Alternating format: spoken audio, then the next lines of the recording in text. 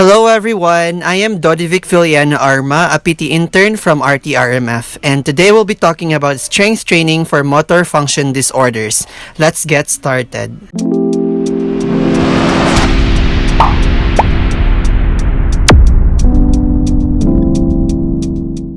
Strength training is a physical therapy intervention used to help improve muscle performance and motor function. It is a kind of treatment that can be applied to patients undergoing neurorehabilitation such as stroke, SCI, TBI, and more. It is because this patient population commonly present with disruption of motor neurons from central pathways and reductions in muscle force production, which is a direct result of upper motor neuron lesion. In addition, prolonged periods of disuse and immobility result in diminished neural activity, atrophy, and weakness. Patients with impaired motor function may also demonstrate difficulty in muscle activation. Therefore, early training should focus on isometric and eccentric contractions because muscle tension is better maintained than with concentric contractions. For instance, the patient is initially asked to actively hold at mid-range where the greatest tension can be generated. The patient is then asked to slowly lower the limb. Once control is achieved in both of these types of muscle contractions, concentric contractions can be attempted.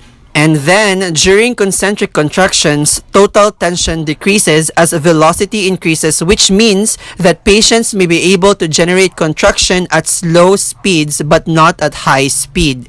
Therefore, patients should be instructed to begin with slow and controlled movements and then progress to faster speeds as movements become more efficient. Strength gains can also be achieved through functional training that uses task-related practice. It can be supplemented with manual resistance of the therapist, weights, elastic resistance bands, or resistance of water during pool therapy. This serves to increase the level of difficulty and degrees of freedom that must be controlled during movement. However, patients with upper motor neuron lesion typically exhibit spasticity.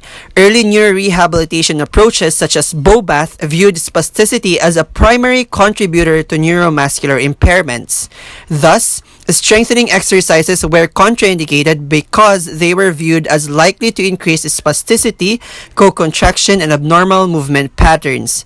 But now, these views are no longer supported by scientific literature because it is possible to increase strength without additional detrimental effects on tone and movement control. Alright, thank you so much for watching and see you again on my next video. Bye!